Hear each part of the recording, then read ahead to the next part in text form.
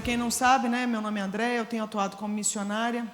Ajudei a implantar uma missão aqui no Brasil, que foi criada pelo Diniz, que daqui a pouco vai dar uma palavrinha com vocês.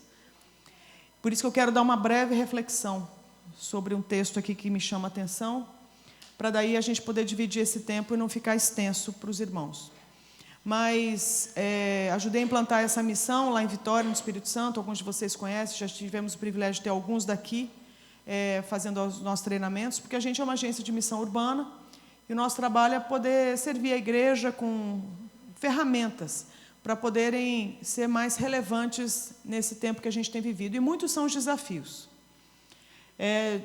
Dos últimos, desde que o Avalanche foi fundado, que foi em 2004, a minha inclinação tem sido entender a sexualidade humana. Eu entendo que muita gente sofre e se perde por causa da sexualidade humana. E eu sou uma pessoa que não se conforma com isso. Eu não me conformo em ver pessoas que de repente passaram por uma violência sexual, acharem que a vida delas é o fim por causa disso. Eu não me conformo em ver pessoas, tanto homens quanto mulheres, porque têm crise com a sua identidade, com a sua orientação sexual, acreditarem que não há esperança para elas, inclusive e especialmente em Deus. Eu não acredito que uma pessoa que esteja governada por um vício sexual, seja em sedução, em adultério, seja em pornografia, masturbação, seja no que for, que isso aí seja o fim. Eu não acredito nem que alguém que esteja numa situação de ladeira abaixo na sua sexualidade, quando a gente diz isso, é uma pessoa que chega ao campo do desgoverno, de cometer crimes sexuais, que inclusive não haja esperança. Isso não significa, aí a linha é tênue, significa então que porque cometeu um crime, agora não vai ter que pagar por isso? Não é isso. Mas há redenção mesmo para pessoas que cometeram crimes, ainda que tenham que pagar pelas suas faltas, e responderem a processo, e serem condenadas e tal. Mas podem conhecer esperança em Deus. Então, nesses últimos 15 anos eu tenho me dedicado a essa questão da sexualidade, porque ela intriga demais a minha vida, e eu entendo que eu não sou a pessoa mais qualificada para isso, mas eu entendo que Deus usa, inclusive, os que não são qualificados, porque Ele é bom, porque Ele é competente, porque Ele sabe todas as coisas. Então, quando ontem eu fui desafiada a compartilhar com as mulheres sobre o que tem me impulsionado, eu acredito que tem muito a ver com o texto que eu quero falar aqui com vocês hoje, que é o desafio que eu acho que Deus está tratando comigo. É uma coisa que eu tive muita clareza nesses últimos tempos. E eu quero então que você abra sua Bíblia em Tiago 1. Eu recomendo inclusive a leitura desse capítulo todo. Tira esse dia aí para você dar uma meditada com força em Tiago 1. É um texto, o livro de Tiago é um texto que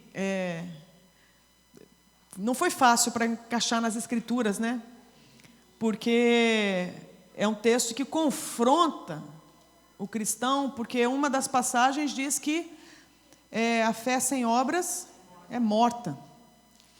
Então, assim, a gente não é salvo por obras, mas quem é salvo está em movimento para a glória de Deus. Então, é uma coisa assim, não é porque eu faço coisas boas que eu sou salva. Não é porque eu sou casada com um homem e não com uma mulher que eu sou salva.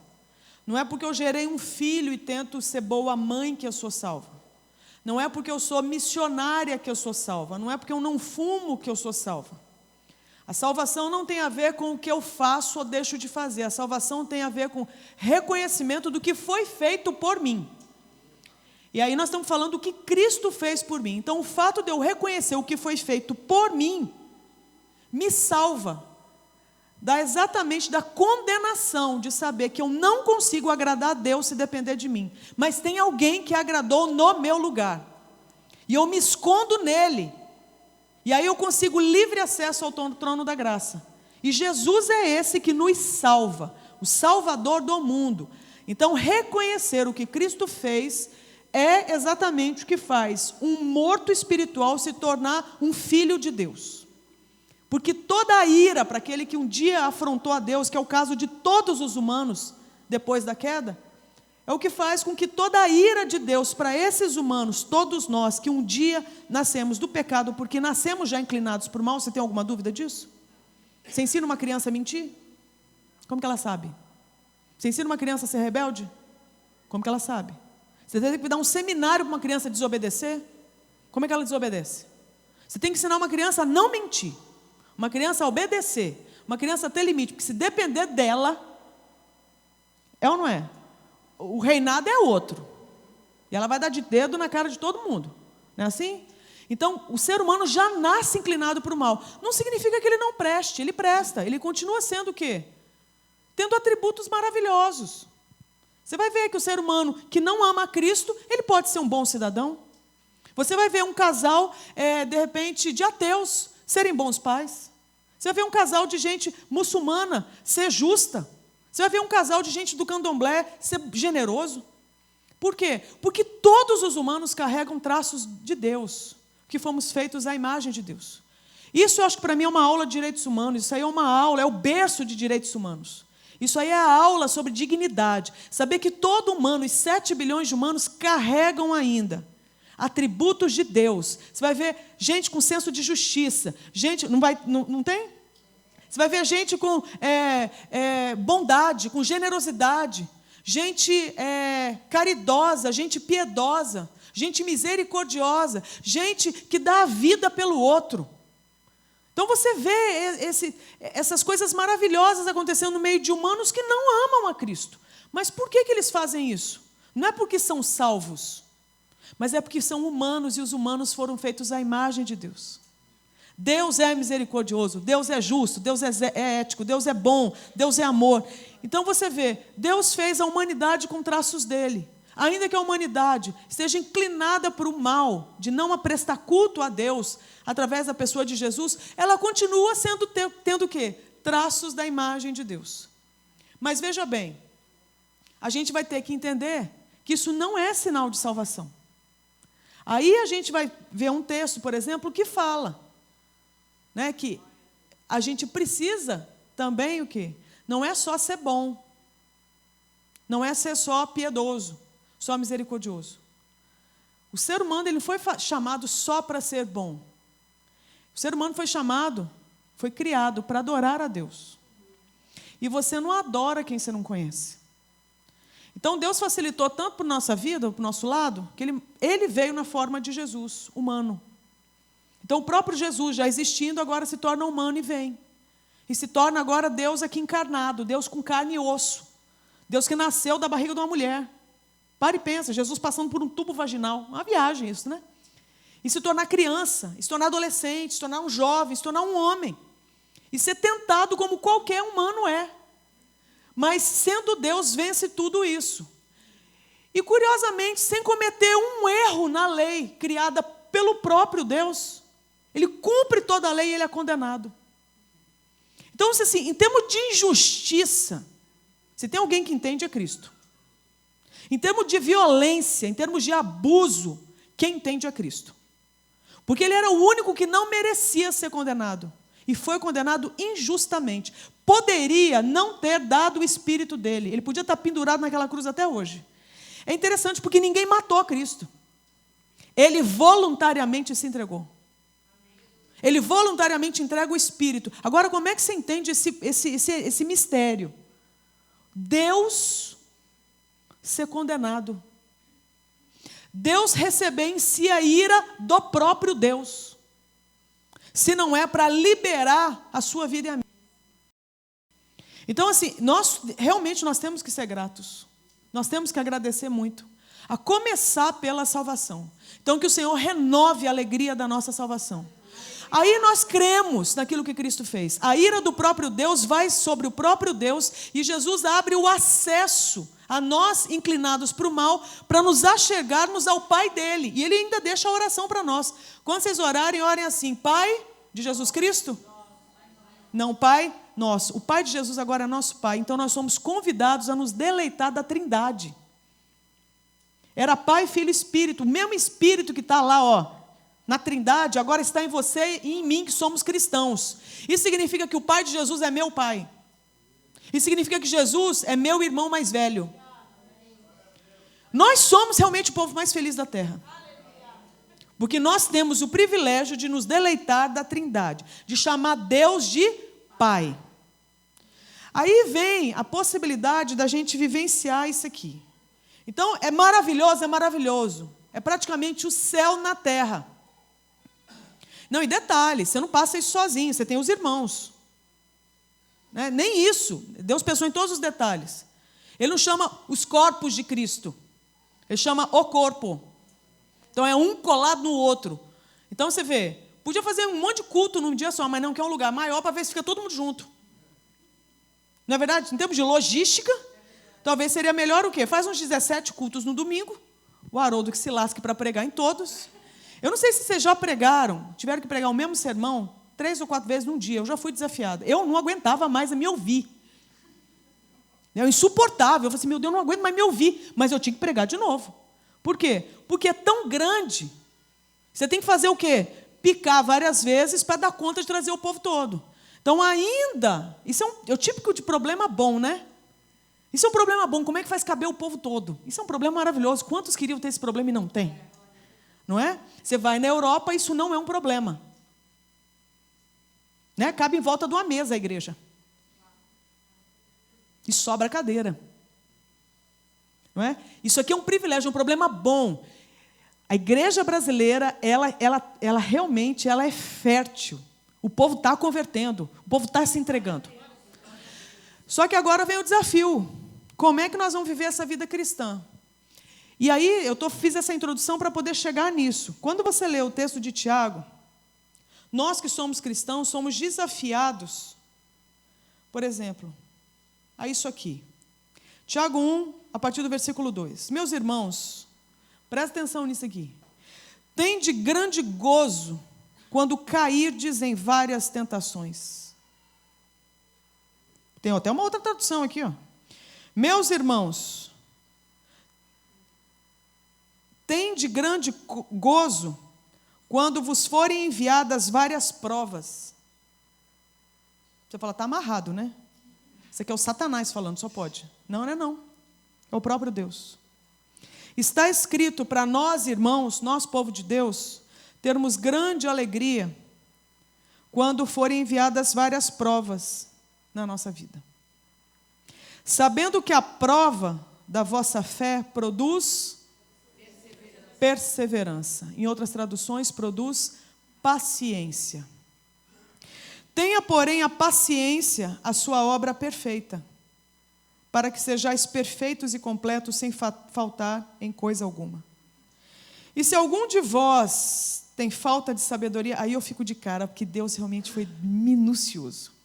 Porque se você parar para pensar nos primeiros 4 versículos, já dá uma bugada, não dá? Como é que você vai ter grande alegria de reconhecer que você está debaixo de tentação? Aí você vai ver o seguinte, tentação é algo muito particular. Eu cansei de falar que um prato de coentro na minha frente não me tenta. Porque a gente não é tentado pelo que não gosta. Compreende? Em compensação, eis que te digo. Só de eu pensar, me dá água na boca. Um prato de brigadeiro com chocolate amargo. Eis que te digo. Só de eu pensar, salivo. Mas alguém testifica? Testifica mais na vida de alguém? Ai, amém. Sempre tem. Obrigada, irmãs. Obrigada, irmão. Obrigada, amém. Amém. Mas, de repente, nem um prato de brigadeiro, nem um prato de coentro. Um cartão de crédito. Testificou, né? A lágrima já começou a descer assim, ó. Começou a tremedeira. Um videogame. Uma cachaça. Um holofote. Uma fofoca. Possibilidade de corrupção. De sedução. De vingança. No final das contas, o próprio texto de Tiago vai explicar para nós. Cada um é tentado pelas suas próprias paixões. Então, cada um de nós já tem as suas paixões. O problema é entrar em crise. Por que eu tenho essa paixão e não tenho outra? O que eu já vi de gente, especialmente gente que tem a questão até da homossexualidade, chegar para mim e falar assim, o meu sonho é ser tentado, olhar, vou falar o português claro, tá? Meu sonho é ser tentado como os outros caras. Eu queria ser tentado de olhar para a bunda de mulher, não para a bunda de homem. Então você vê que o cara agora está caindo na inveja. Porque ele está cobiçando a tentação alheia. Mas no final das contas, tanto um quanto o outro vão ser o quê? Tentados. Por quê? Porque a cobiça é um pecado. Independente se é de homem ou se é de mulher. Então o que eu quero dizer é o seguinte, todos nós aqui, sem exceção, nós já temos as nossas paixões. Todos nós. A sua é uma, a minha é outra. De repente a nossa seja a mesma. Quase vira uma quadrilha. Né? Mas, veja bem, cada um é tentado pela sua própria paixão. O texto de Tiago vai dizer, 14 e 15, os versículos, capítulo 1. Mas o texto, o capítulo de Tiago 1, começa dizendo o seguinte, tenha alegria quando você estiver debaixo de tentação. Por quê? Porque agora você vai ter a chance de aprender paciência. Por que paciência? Porque uma coisa eu tenho aprendido, isso aí que eu quero compartilhar com os irmãos nessa reflexão. As coisas nesse mundo não saem do jeito que a gente quer. Alguém tem dúvida? Alguém ainda se ilude que é dono do mundo? Alguém ainda se ilude que faz parte da Trindade? Alguém ainda se ilude que Deus abriu vaga na RH e está repegando currículo para a quarta pessoa da Trindade? Esqueça. Então, as coisas não saem 100% do jeito que a gente quer. E, diante disso, nós somos agora tentados na nossa pequenez, na nossa humanidade, na nossa falta de controle. A pergunta é, o que você faz quando você é tentado? O que eu faço quando eu sou tentada? E eu vou ser tentada numa coisa que talvez nem mexa com você, mas me tenta. Compreende? Então, quando as coisas não saem do jeito que eu quero, como é que isso chega em mim? É isso que Deus está trabalhando comigo. Resultado. Em seguida vem a resposta no versículo 5, que é o que eu acabei de falar, né, que como Deus foi detalhista. Se algum de vós tem falta de... Ele podia ter falado falta de força, falta de poder, falta de recurso. Mas não, olha justamente o que Deus fala. Numa situação dessa, onde você é tentado, tem uma coisa que você precisa. O que é? Sabedoria. E se você observar, se tem uma coisa que a gente ora pouco a respeito, é por sabedoria. Se a gente fizer um balanço nesse ano, quantas vezes eu pedi por sabedoria, comparado ao tanto que eu pedi por dinheiro? Dá vergonha. Porque talvez seja por falta de sabedoria, talvez que eu peça tanto dinheiro. Não estou dizendo que não pode orar por dinheiro. Mas se você observar diante disso aqui, diante de um cenário onde as coisas não acontecem do jeito que você quer, Deus está falando, você tem, olha, alegria no seu coração, que as coisas fugiram do seu controle, porque agora você vai ser testado na paciência. Aí você fala assim, eu não consigo entender. Então Deus já fala assim, então peça por sabedoria. E aí vem uma promessa massa. Se algum de vós tem falta de sabedoria, peça a Deus, que a todos dá liberalmente, e não o lança em rosto, e ser-lhe-á dada. Peça, porém, com fé. Aí vem uma figura boa, não duvidando. Então, se você sabe que você precisa de sabedoria, hoje eu tenho uma plena convicção. Se tem uma coisa que eu preciso, é de sabedoria. Porque eu tenho realmente a convicção de que as coisas não saem do jeito que eu quero. Não saem. Quando você acha... Alguém aqui é solteiro? Pode levantar a mão sem vergonha de ser feliz, vai. Diniz levantou a mão. Não é o que gostaria de ser. O que é? Então, você que é solteiro, eis que te digo. Toca a sua vidinha com Cristo. Sei que tudo você que talvez queira na vida seja casar. Aí você casa. Quero que você entenda o seguinte, a gente vai fazer 13 anos, né, de casamento. Uma coisa eu aprendi. Eu era uma bênção antes de casar. Eu tenho amigos aqui, André me conhece quando eu converti, o Haroldo, né? A gente converteu junto, Pedro. Eu era, gente, uma bênção antes de casar. Eu era uma pessoa mansa. Eu era crente antes de casar. Você tinha que ver como que eu era crente. Eu exalava o Espírito Santo. Generosa, bondosa, sorridente. Eu era uma pessoa assim, séria, tinha as características da minha personalidade e tal. Mas, assim, eu era uma pessoa, eu era uma bênção. Aí eu casei. Eu não sabia que tinha... Eu achava que era até um demônio, mas descobri que não era demônio, não, era eu mesma. Compreende? Então, assim, o que eu era de bênção, eu deixei de ser. Falei, gente, alguém deve ter dado uma chave, deve ter sido o diabo, que deu a chave para o Diniz, para ele desenjaular um ser humano iracundo. Aí eu descobri o seguinte, Deus criou os meios para nos santificar. Um deles se chama casamento. Aí você fala assim, poxa vida, ainda bem que eu não casei. Fica tranquilo, Deus criou outro meio chamado igreja. Onde tem uma reunião de seres chamados irmãos. Ou seja, não tem escapatória. Deus te prendeu num planeta, estão tentando ir para outros.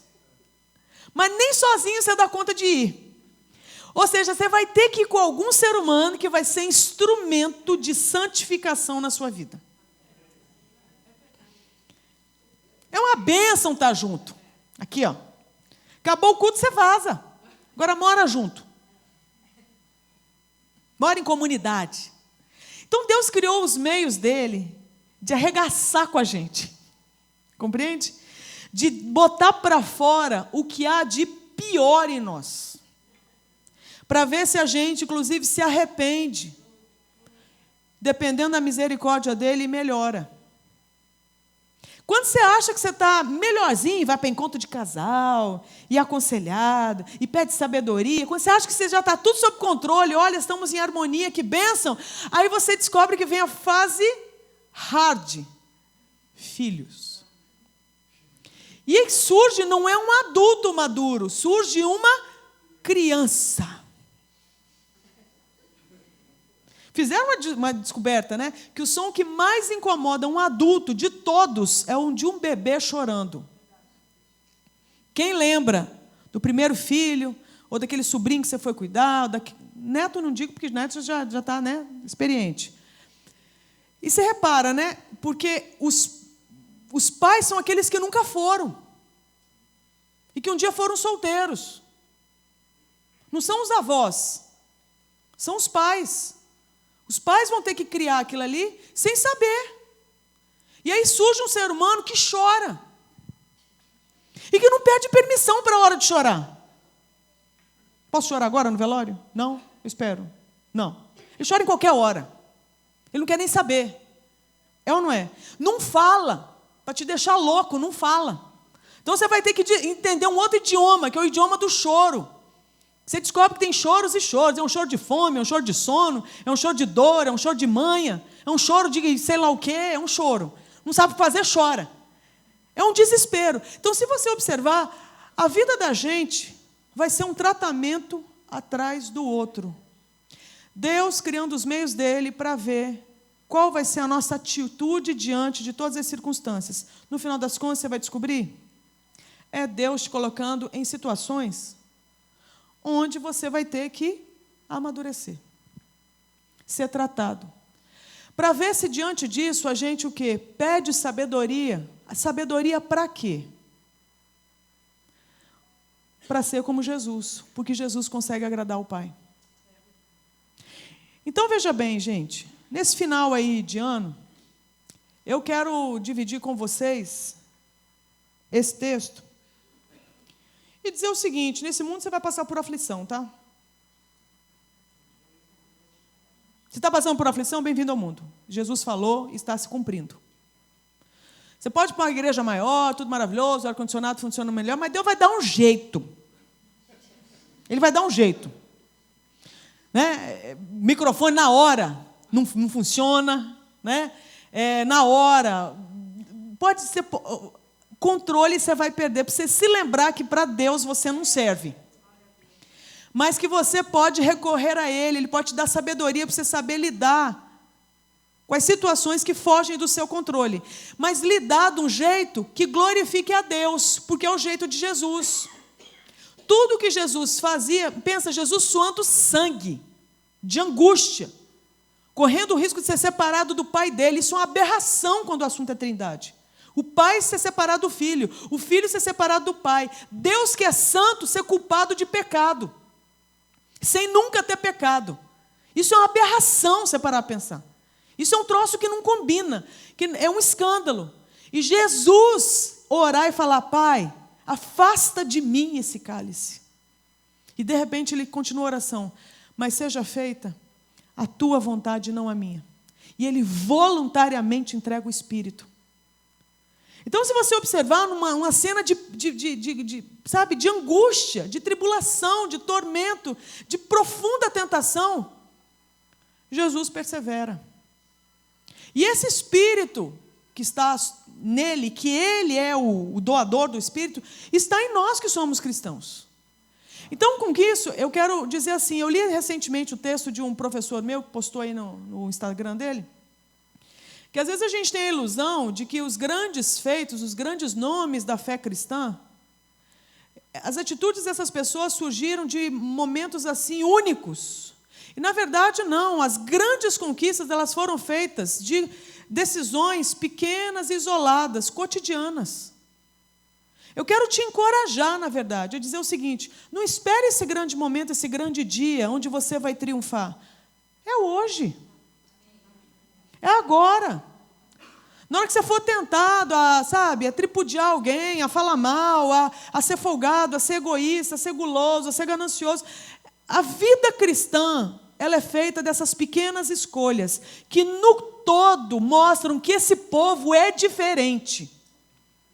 Esse povo, no todo, se você parar para observar, esse povo que se chama povo de Deus, costuma ter uma atitude que se aproxima a um outro reinado, que é o de Deus. Isso traz glória para Deus. Então eu quero te encorajar a perseverar, ainda que você esteja debaixo de tentação. E uma vez estando debaixo de tentação, o que Deus está tratando com você é a sua paciência. Porque você vai ter vontade de desistir. Eu tenho vontade de desistir. Eu falo por mim. Mas aí vem Deus e me lembra que essa é a hora de eu pedir a Ele o quê? Sabedoria. Para eu o quê? Perseverar. Porque isso há de trazer glória para Ele. O maior exemplo é o Senhor Jesus. Esse tinha o direito de não ir até o fim. E Ele escolheu ir até o fim, porque Ele lembrou de cada um de nós. E como o Pai queria você, Ele falou: quem o Pai me deu, eu não vou lançar fora. Eu vou atrás. Então o Pai decretou lá, o Filho veio atrás e conquistou. O Espírito Santo foi enviado para o quê? Pegar o seu coração e falar: recebe isso. Você é filho de Deus. A condenação não é para você.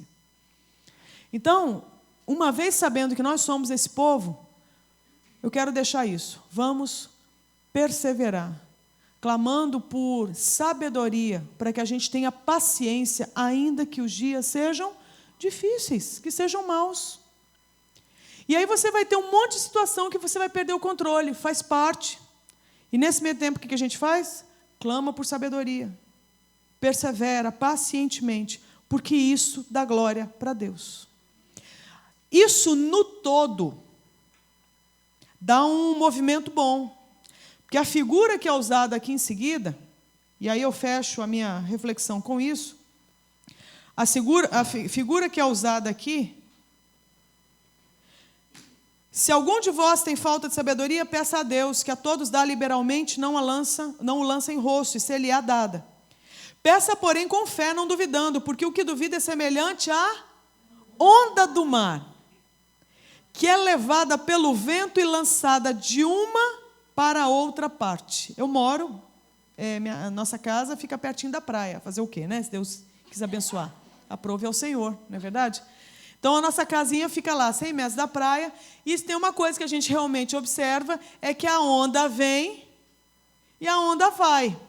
E a figura que Deus usa é para que a gente não seja semelhante à onda, que em qualquer movimento de vento é levado de um lado para o outro. E aí vem uma explicação.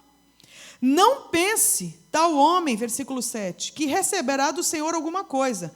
O homem de coração dobre é inconstante em todos os seus caminhos.